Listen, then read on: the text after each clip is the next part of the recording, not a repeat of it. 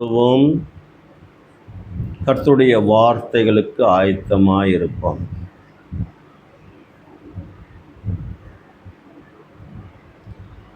முந்தினவைகளை நினைக்காதே, பூர்வமானதை சிந்திக்காதே, புதிய காரியம் செய்திடுவார், பூரித்து நீயும் மகிழ்ந்திடுவாய். முந்தினவைகளை நினைக்காதே, பூர்வமானதை சிந்திக்காதே, புதிய காரியம் செய்திடுவார், பூரித்து நீயும் மகிழ்ந்திடுவாய். அல்லேலூயா, அல்லேலூயா.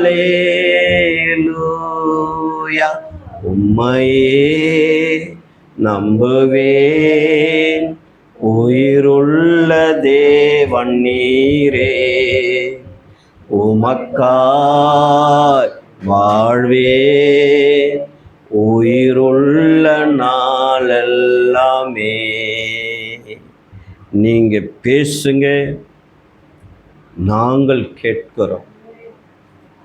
இந்த வார்த்தைகள் அநேக ஜாதிகளுக்கும் பாஷைக்காரர்களுக்கும் என் ஆண்டவர் செய்த அற்புதங்கள் நினைவு கூர்ந்து ஆசீர்வாதமாயிருக்கட்டும். என் ஆண்டவர் சுகத்தை கொடுக்கிற இந்த வேதத்திலே கேட்கிற ஜனங்களெல்லாம் சுகத்தை பெற்றுக்கொள்ளட்டும். இயேசுவின் நாமத்தில் பிதாவே. பக்கார். ஆண்டவராகிய இயேசுவின் நாமத்தில் உங்களை வாழ்த்துகிறேன். கர்த்தர் நல்லவர். சொல்லுங்க, ஆமீன் சொல்லலாமா? கர்த்தர் நல்லவர். என் அன்பு பிள்ளைகளே, இன்றைக்கு வெளிப்படுத்தின விசேஷம் 10ஆம் அதிகாரத்தை தான் பேச வேண்டும் என்று தெய்வ சமூகத்தில் ஜெபித்து கொண்டிருந்தேன். 2 தினங்களுக்கு முன்பாக ஒரு மனிதனை சந்தித்தேன். அந்த மனிதனுக்கு ஊர் சேலம். அவரோடு பேசும்படியாய் ஒரு வாய்ப்பு கிடைத்தது. சேலத்திலிருந்து எதற்காக சென்னைக்கு வந்தாய் என்று கேட்டேன். அவர் ஒரு கண்ணீரோடு கூட துக்கத்தோடு கூட ஒரு வார்த்தை சொன்னார்.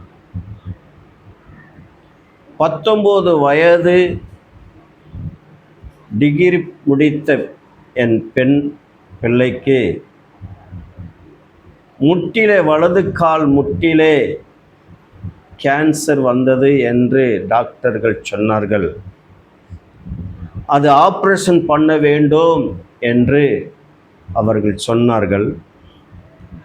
நான் சேலத்தில் பார்க்கும்போது அங்கே இருக்கிற ஜனங்கள் வேலூருக்கு சிஎன் ஹாஸ்பிட்டலுக்கு கொண்டு போங்க என்று சொன்னார்கள். ஆனால் வேறொருவர் அங்கே போகாதீங்க, சென்னை அடையாறில் இருக்கிற கேன்சர் ஹாஸ்பிட்டலுக்கு போங்க, அங்கே தான் நல்ல ட்ரீட்மெண்ட் கிடைக்கும் என்று சொன்னார்கள். அவர் அடையார் கேன்சர் ஹாஸ்பிட்டலுக்கு அந்த பிள்ளையை கொண்டு வரும்போது அந்த பிள்ளைக்கு முட்டில் இருக்கிற கேன்சர் 2 லென்ஸில் பரவிவிட்டது. அவர் துக்கத்தோடு கூட சொன்னார், 4வது ஸ்டேஜ் என்று சொன்னார். அப்போது சில வார்த்தைகளை அந்த மனிதனோடு கூட பேசினேன். பயப்படாதீங்க, இயேசு உங்களை கைவிட மாட்டார். நிச்சயமாய் உண்மையாய் அவரை ஏற்றுக்கொண்டால் அவளுக்கு மறுவாழ்வு கர்த்தர் கொடுப்பார் என்று சொன்னேன். அதற்கு அவர் சொன்னார், எத்தனையோ தெய்வங்களை நாங்கள் வணங்கி கொண்டுதான் இருக்கிறோம் என்று. இயேசுவை பற்றி கொண்டால் உனக்கு நலமாக இருக்கும் என்று சொன்னேன். ஒரு ஆமீன் சொல்லமாம். அல்லேலூயா. கர்த்தர் நாமத்திற்கு மகிமை உண்டாகட்டும். அதனால்தான் ஆண்டவர் இயேசு 2 சுகத்தை கொடுக்கிற காரியங்களை குறித்து பேசலாம் என்று இந்த நேரத்தில் கர்த்தர் என் சிந்தனையில் வைத்தார். இந்த வெளிப்படுத்தின விசேஷம் 10ஆம் அதிகாரம் வேதமும் ரகசியம் என்ற தலைப்பிலே 2வது வாரத்தில் பார்ப்போம். அது அவ்வளோ ஒரு பயங்கரமாய் இருக்கும் சத்தியம். ஆமென் சொல்லமாம். என் அன்பு பிள்ளைகளே, எடுத்துக்கொள்ளுவோம் லூக்காய் எழுதின நிருபத்திலே, லூக்காய் எழுதின சுவிசேஷம் புஸ்தகம் 8ஆம் அதிகாரத்தை எடுத்துக்கொள்ளலாம். 40வது வசனத்திலிருந்து கடைசி வசனம் வரையிலும் நாம் பார்க்க போகிறோம்.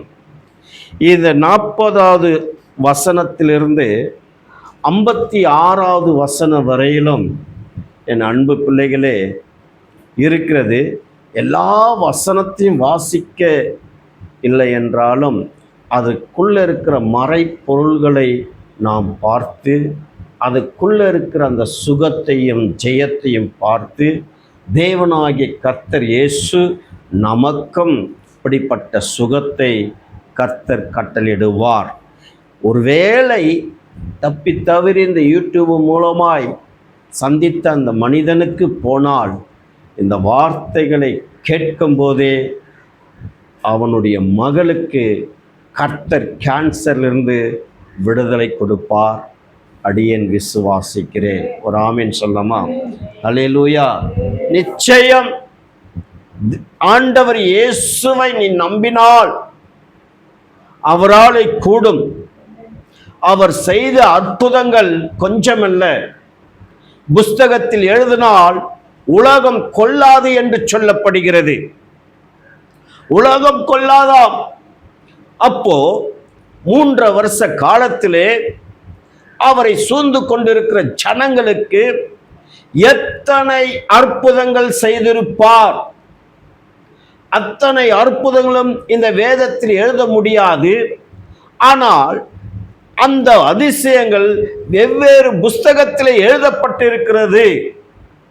என் அன்பு பிள்ளைகளே, அதை சரியாய் எழுதினால் உலகம் கொள்ளாது என்று வேதம் சொல்லுகிறது. ஒரு ஆமென் சொல்லமா? ஹல்லேலூயா. கர்த்தர் நாமத்திற்கு மகிமை உண்டாகட்டும். இந்த லூக்கா ஒரு டாக்டர். ஒரு ஆமென் சொல்லமாம். இந்த லூக்காய் ஒரு டாக்டராய் இருந்து இயேசுவை எப்படி அவர் முழுமையாய் எழுதுகிறார் என்றால் ஒரு முழு மனிதனாக எழுதுகிறார். ஒரு ஆமென் சொல்லமாம். அல்லேலூயா. கர்த்தர் நாமத்திற்கு மகிமை. என் அன்பு பிள்ளைகளே, அவர் அப்படி இந்த 8வது அதிகாரத்திலே 40வது வசனத்திலிருந்து யாரை குறித்து நாம் பார்க்க போகிறோம்? வாசிக்கலாம். இயேசு திரும்பி வந்தபோது ஜனங்கள் எல்லோரும் அவருக்காக காத்திருந்தபடியால் அவரை சந்தோஷமாய் ஏற்றுக்கொண்டார்கள். ஒரு ஆமென் சொல்லமாம். ஒவ்வொரு கிராமத்திலும் இயேசு சுவிசேஷத்தை சொல்லி முடித்துவிட்டு, பரலோக ராஜ்யத்தை குறித்து சொல்லி முடித்துவிட்டு, பிதாவின் நாமத்தை அவர் சொல்லி முடித்துவிட்டு, அவர் ஒவ்வொரு கிராமத்துக்கு வரும்போது அவரை சந்தோஷமாக ஏற்றுக்கொள்ளுகிற ஜனங்களாய் காணப்பட்டார்கள். காரணம் என்னவென்றால், அன்றைக்கு இயேசுவை சூழ்ந்திருக்கிற ஜனங்கள் கொஞ்சமல்ல, 1000 ஜனங்கள் அவரை சூழ்ந்து கொண்டிருக்கும். எல்லா ஜனங்களுக்கும் அவர் சுகத்தை கொடுத்து, சத்தியத்தை அவர்களுக்கு அறிவித்து, பூர்ண ரட்சிப்பை கொடுத்து, என் அன்பு பிள்ளைகளே, அவர்களை அவர் வழிநடத்தி கொண்டு அந்த நாட்களிலே வந்தார். ஒரு ஆமென் சொல்லமா? அல்லேலூயா. அப்போது அந்த ஜனங்கள் அவரை சந்தோஷமாய் ஏற்றுக்கொண்டார்கள். அந்த நேரத்தில் என்ன சம்பவம் நடக்குது என்று பார்க்கலாம். பைபிளை மூடி வைக்காதீங்க, பாருங்க, அதை படிங்க. படிக்க சொல்ல அதை படிங்க. டக்கு டக்குன்னு வாசிக்கலாம். அப்பொழுது ஜெப ஆலை தலைவனாகிய யாவீர் என்னும் பேருள்ள ஒருவன் வந்து இயேசுவின் பாதத்தில் விழுந்து 12 வயதுள்ள தன்னுடைய ஒரே குமாரத்தி மரண அவஸ்தையாய் இருக்கிறபடியால், ஒரு ஆமீன் சொல்லுங்க, ஒரு ஆமீன் சொல்லுங்க. யார் இவரு? யார் இவரு? ஜெப ஆலய தலைவன். ஒரு ஆமீன் சொல்லுங்க. அல்லேலூயா. ஜெப ஆலயத்திலே இருக்கிற ஒரு தலைவன். என் அன்பு பிள்ளைகளே, அவர் ஹாஸ்பிட்டலுக்கு கொண்டு போகாது இருந்திருப்பார். அந்த நாளிலே அவருக்கு வைத்தியம் செய்யாது இருந்திருப்பாரா?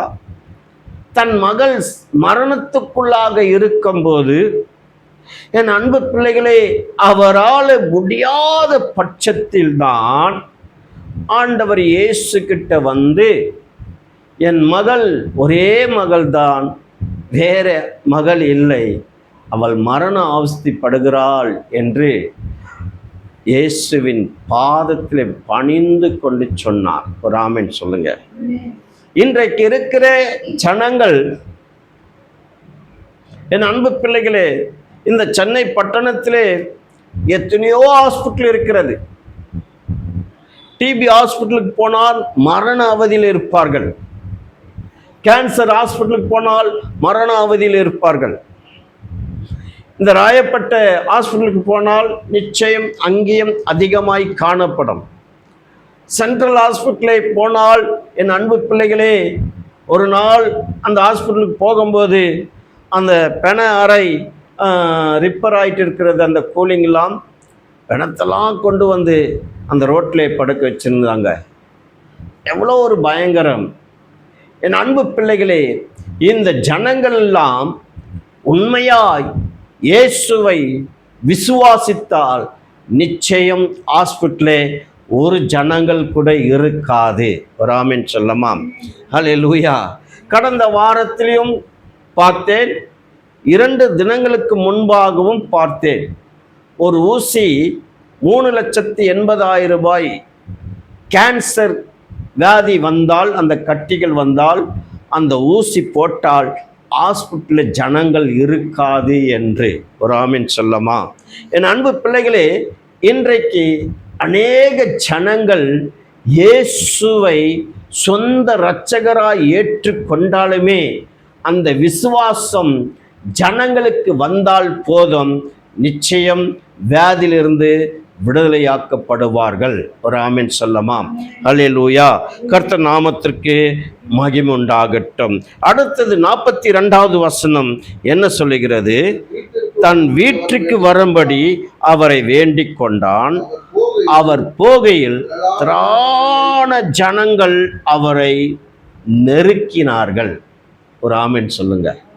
அல்லேலூயா. கர்த்தர் நாமத்திற்கு மகிமை உண்டு. போக முடியல, ஒரு அடி எடுத்து கூட வைக்க முடியல. ஜனங்கள் அவரை சூழ்ந்து கொண்டிருக்கிறது. அப்போ இந்த ஜனங்கள்லாம் எப்படிப்பட்ட ஜனங்களாய் காணப்பட்டிருப்பார்கள்? முண்டி அடிச்சு கொண்டிருப்பார்கள் வியாதிஸ்தர்கள். அவராலே கூடாத காரியம் ஒன்றுமில்லை. 38 வருஷமாய் கிடந்த வியாதிஸ்தரனை ஆண்டவர் தேடிக்கொண்டு போனார். நீ சுகமாக வேண்டுமா என்று நினைத்தார். என்னை கொண்டு போய், அந்த தேவதூதன் வந்து தண்ணீர் கலக்கும் போது என்னை கொண்டு போய் விட யாரும் இல்லை என்று சொல்லும்போது, உன் படுக்கையை எடுத்துக்கொண்டு நட என்று சொன்னார். உடனே அவன் எழுந்தான், நின்றான், நடந்தான், கடந்து சென்றான். அப்போ என் அன்பு பிள்ளைகளே, அவருடைய வல்லமை எப்படிப்பட்டது என்று பாருங்க. இந்த வார்த்தைகள் உலக ஜனங்கள் கேட்டால் நிச்சயம் இந்த பூமியில வியாதி இருக்காது. ஆனால் பாவம் செய்கிற ஜனங்கள் சாகும் என்று சொல்லப்படுகிறது. பாவம் சாபமாக மாறும், சாபம் வியாதியாக மாறும், வியாதி மரணமாக மாறும் என்று வேதம் சொல்லுகிறது. ஆகையால் இந்த ஜனங்கள் அந்த பாவத்தை மறைக்காமல் தேவனுடைய சமூகத்தில் அறிக்கை செய்து இரக்கத்தை பெற்றுக்கொண்டால் அந்த சாபம் நீங்கும், மரணத்திலிருந்து விடுதலை ஆவார்கள். ஒரு ஆமீன் சொல்லமா? அல்லேலூயா. இயேசு கடந்து போகும்போது திரளான ஜனங்கள் அவரை போக முடியாத அளவுக்கு நெருக்கினபடினால் தாமதம் ஏற்பட்டது. ஒரு ஆமீன் சொல்லுங்க. அல்லேலூயா. கர்த்தர் நாமத்திற்கு மகிமுண்டாகட்டும். 43வது வசனத்தை வாசிக்கலாம். அந்த கூட்டத்திலே 12 வருஷமாய் பெரும்பாடு உள்ள ஸ்திரீ தன் ஆஸ்திகள் எல்லாம் விற்று செலவழித்து ஒருவனாகிலும் சொஸ்தமாக்க முடியவில்லை. ஒரு ஆமீன் சொல்லுங்க.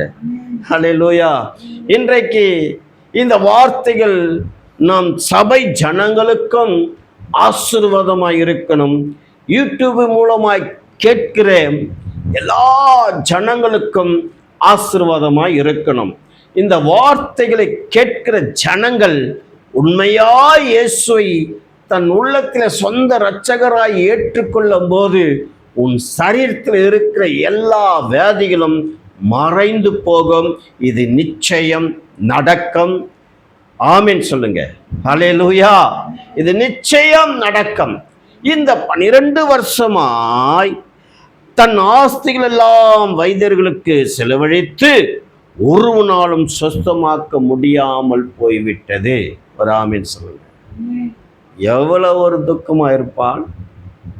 12 வருஷ காலமாய் தன் ஆஸ்திகளை விற்று வைத்தியருக்கு கொடுத்து அந்த உதரப்போக்கு போகவில்லை, நிற்கவில்லை, போய்கொண்டே இருந்தது. ஒரு ஆமீன் சொல்லுங்க. அல்லேலூயா. கர்த்தர் நாமத்திற்கு மகிமுண்டாகட்டும். 1 நாள் 2 நாள் 3 நாள் மாத வழிபாடு நிற்கவில்லை என்றால் பெண்களுக்கு சரீரம் முழுவதும் பலனற்று போய்விடுகிறது. ஒரு ஆமீன் சொல்லமா? அல்லேலூயா. பலனற்று போய்விடுகிறது. ஆனால் 12 வருஷ காலமாய் அந்த நாட்களிலே அந்த பெண்மணிக்கு போய்கொண்டிருந்தால் அவள் சரீரம் எப்படி காணப்பட்டிருக்கும் என்று கொஞ்சம் சிந்தனையிலே யோசித்து பாருங்கள். ஆமீன் சொல்லமா? அல்லேலூயா. என் அன்பு பிள்ளைகளே, எந்த வியாதி வந்தாலும் பயப்பட வேண்டாம். தேவ சமூகத்தில் உண்மையாய் ஜெபிக்கும் போது, நீ கண்ணீரோடு கூட தேவ சமூகத்தில் கேட்கும் போது நிச்சயம் கர்த்தர் சுகத்தை கொடுப்பார். ஒரு ஆமீன் சொல்லமா? ஹல்லேலூயா. உன் விசுவாசம் உன்னை ரட்சிக்கும், சுகத்தை கொடுக்கும், பலனை கொடுக்கும். ஹல்லேலூயா. கர்த்தர் நாமத்திற்கு மகிமுண்டாகட்டும். டாக்டர் கொடுக்கிறீர்கள், அதாவது ட்ரீட்மெண்ட், அது தற்காலிகமாகத்தான் இருக்கும்.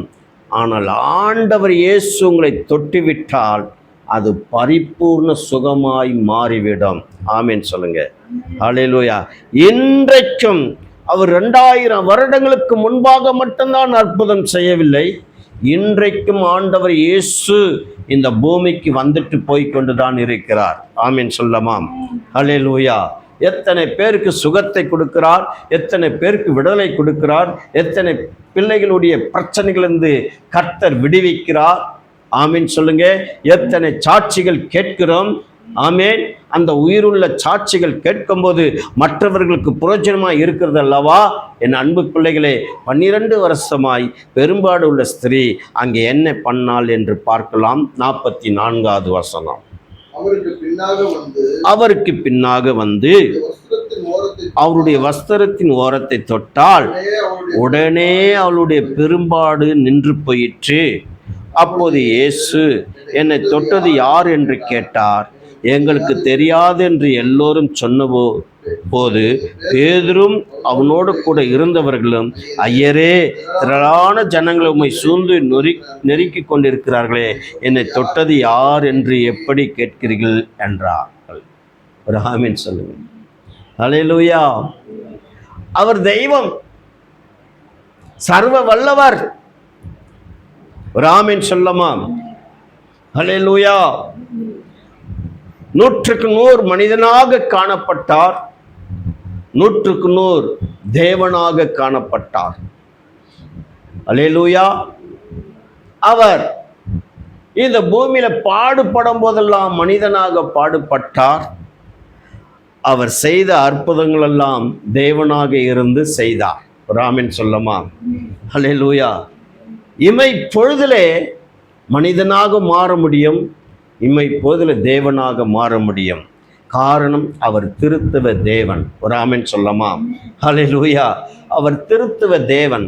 அந்த திருத்துவ தேவன், அது திருத்துவராய் இருக்கிறபடினால் அதில் 3 உண்டு. 3 என்னவென்றால், பிதா, குமாரன், பரிசுத்த ஆவியானவர்.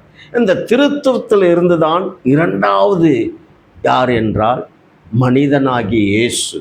அவர்தான் இந்த பூமிக்கு வந்தார். அவர்தான் மனிதனுடைய பாவத்துக்காக இரத்தம் சிந்தினார். அவர்தான் மனிதனை மீட்டெடுக்கும்படியாய் அவர் ஜீவனை கொடுத்தார். 3ஆம் நாள் உயிர்த்தெழுந்தார். ஒரு ஆமென் சொல்லமா? ஹல்லேலூயா. யாருக்காக? மனிதன் சுகத்துக்காக, மனிதன் ரட்சிக்கப்பட, மனிதன் பரலோக ராஜ்யத்துக்கு போக அவர் இப்படிப்பட்ட காரியங்கள் செய்தார். ஒரு ஆமென் சொல்லுங்க. என்னை யார் தொட்டது என்று கேட்டார். என்னிலிருந்து வல்லமை புறப்பட்டு போய் ஒருவருக்கு சுகம் கிடைத்திருக்கிறது என்று சொல்லும்போது அவள் பயந்து நடுங்கி தெய்வத்திற்கு முன்பாக வந்து அவர் இருக்கிற காரியங்களை ஏசப்பாக்கு முன்பாக சொன்னாள். ஒரு ஆமென் சொல்லுங்க. ஹல்லேலூயா. ஆமென் சொல்லுங்க. ஹல்லேலூயா. கர்த்தர் நாமத்திற்கு மகிமுண்டாகட்டும். எத்தனாவது வசனம்? 47. அதை விட்டுருங்க. 49 வாசிங்க. அவர் இப்படி பேசிக்கொண்டிருக்கையில் இருங்க, சாரி, 47 வாசிங்கப்பா. அப்போது அந்த ஸ்திரீ கண்டு நடுங்கி வந்து அவருக்கு முன்பாக விழுந்து தொட்ட காரணத்தையும் உடனே ஜனங்களுக்கு முன்பாகவும் அவருக்கு அறிவித்தாள். அவர் அவளை பார்த்து, மகளே, திடன்கொள், உன் விசுவாசம் ரட்சித்தது, சமாதானத்தோடு போ என்று சொன்னார். ஒரு ஆமென் சொல்லுங்க. ஹல்லேலூயா. இந்த ஜனங்கள் நெருக்கினபடினால் அங்கு ஒரு அற்புதம் நடந்தது. 12 வருஷ காலமாய் பெரும்பாடு உள்ள ஸ்திரீக்கு பூர்ண சுகம் கிடைத்தது. ஆமென் சொல்லுங்க. அங்கே எத்தனை அற்புதங்கள் செய்தார் என்று தெரியாது. சூழ்ந்து கொண்டிருந்த ஜனங்கள் எத்தனை பேர் தன் சுகத்தை கொண்டார்கள் என்று இங்கே எழுதப்படவில்லை. ஆனால் அவருக்கு அந்த சுகத்தை கொடுத்து விட்டு கடந்து போக நேரமாகிவிட்டதுனாலே ஜெப ஆலய தலைவனுடைய வீட்டிலிருந்து ஆட்கள் வந்து விட்டார்கள். ஒரு ஆமென் சொல்லமா? வாசிக்கலாம் 50வது வசனத்தை.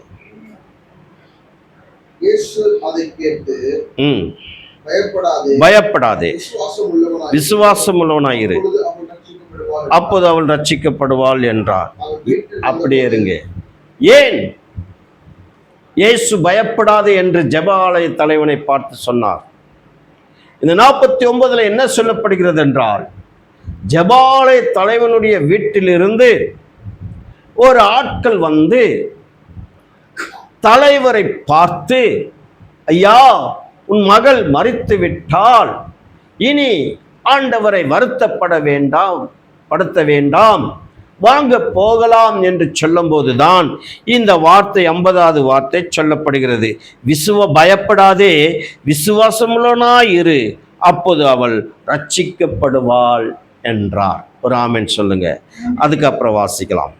அவர் வீட்டில் வந்தபோது பேதுருவையும் யாக்கோப்பையும் யோவானையும் பெண்ணின் தகப்பனையும் தாயும் தவிர வேறு ஒருவரையும் உள்ள வரவிடாமல், ஒரு ஆமென் சொல்லுங்க.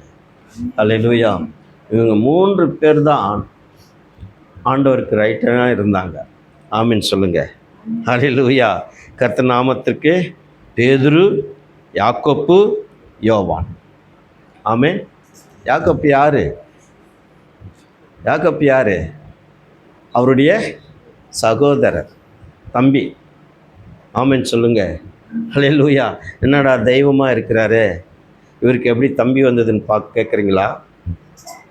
ஆமென். மரியாள் இயேசுவை பெற்றெடுத்த பிறகு கன்னியாய் இருந்தாள். இயேசுவை பெற்றெடுத்த பிறகு அவள் கணவனோடு கூட இணைந்து அதுக்கு அப்புறம் பிள்ளைகளை பெற்றெடுத்தாங்க. ஒரு ஆமென் சொல்லுங்க. அதில் வந்த ஒரு சீசர் தான் இந்த யாக்கோப்பு. ஆமென் சொல்லமா? கேட்கிற ஜனங்கள் காது உள்ளவன் கேட்க கடுவான், சரியாய் கேட்கணும். இந்த வார்த்தைகளை தவறாய் எடுத்துக்கொண்டால் தேவ கோபம் உன்மேல் வரும். அல்லேலூயா. இங்கே பேதுருவையும் யாக்கோப்பையும் யோவானையும் பெண்ணின் தகப்பன் தாயும் வேற ஒருவரையும் மேலே கொண்டு போகவில்லை. ஒரு ஆமென் சொல்லமா? அல்லேலூயா. கர்த்தர் நாமத்திற்கு மகிமை. 52. எல்லாரும் அழுது அவளை குறித்து துக்கம் கொண்டாடுகிறதை கண்டு அழாதீங்கள், அவள் மரித்து போகவில்லை, நித்திரையாயிருக்கிறாள் என்றார்.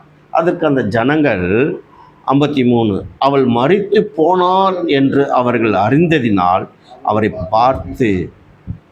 பார்த்து நகைத்தார்கள். ஆமென் சொல்லுமா? அல்லேலூயா.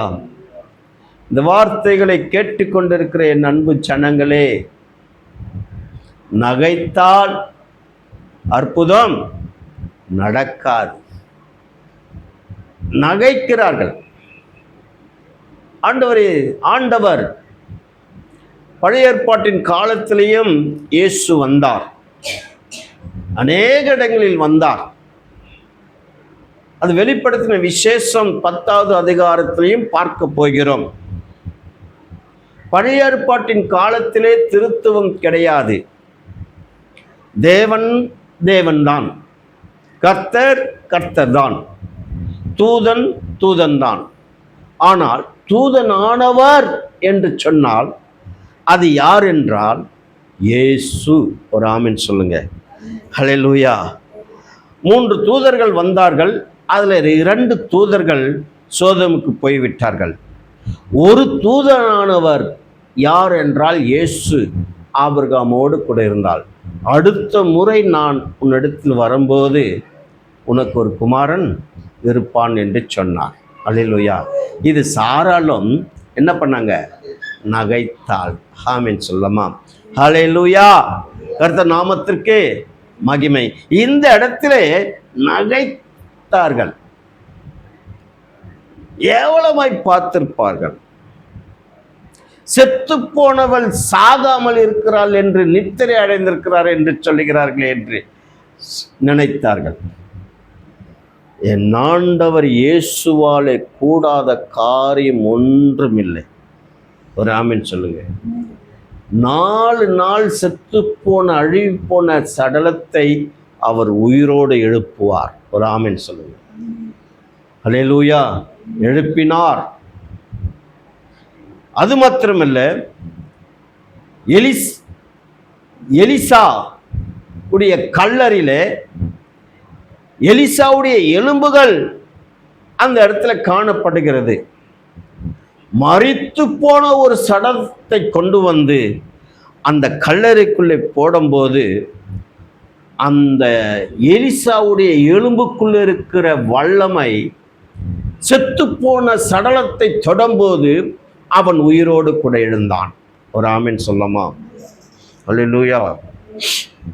என் அன்பு பிள்ளைகளை, அவராலே கூடாதது ஒன்றுமே இல்லை. யாரும் நகைக்க வேண்டாம், சந்தேகப்பட வேண்டாம். நீ விசுவாசித்தால் உனக்கு அற்புதம் நடக்கும். ஒரு ஆமென் சொல்லுங்க. அல்லேலூயா. நீ விசுவாசித்தால் உன் வியாதி நீங்கும்.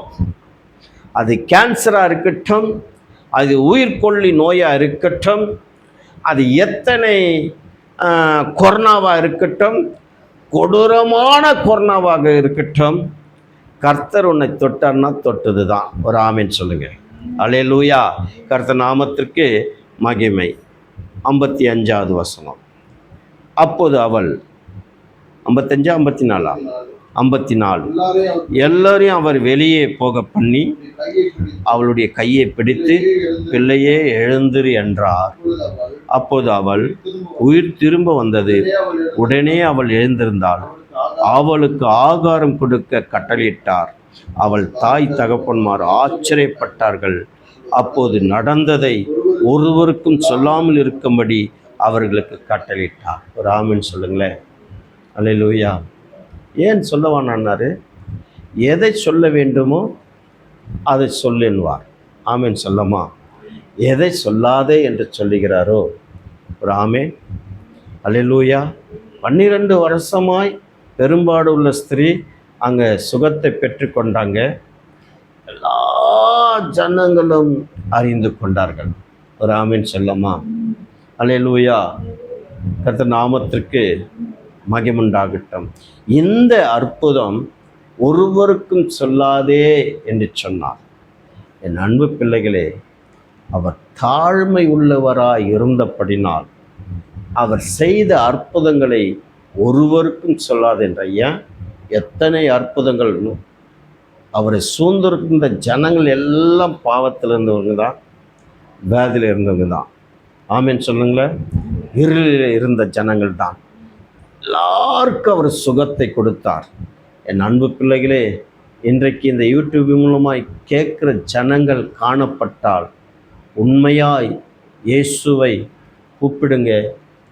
கூப்பிட்டு கேளுங்க. கேட்டு அதுவும் விசுவாசமாய் கேளுங்க.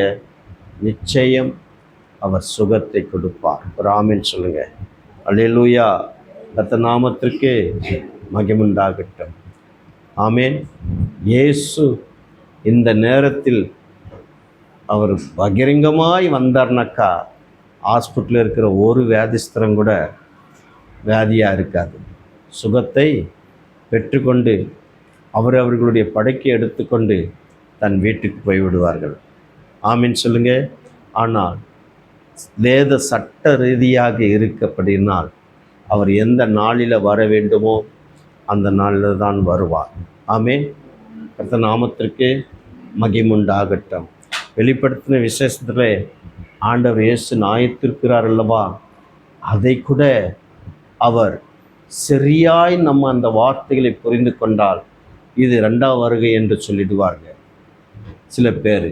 ஆனால் சரியாய், அதாவது அவர் வருகிற அந்த நியாயத்திற்குள்ள சரியாய் புரிந்து கொள்ள வேண்டால் இது 2ஆம் வருகை என்று சொல்லிடுவாங்க. ஆனால் சரியாய் புரிந்து கொண்டால் அது 2வது வருகை இல்லை, நியாயம் தீர்க்கப் போகிற வருகையாய் காணப்படும். ஆமென். அந்த 2ஆம் வருகை எது என்றால் வெள்ளை குதிரை மேல்.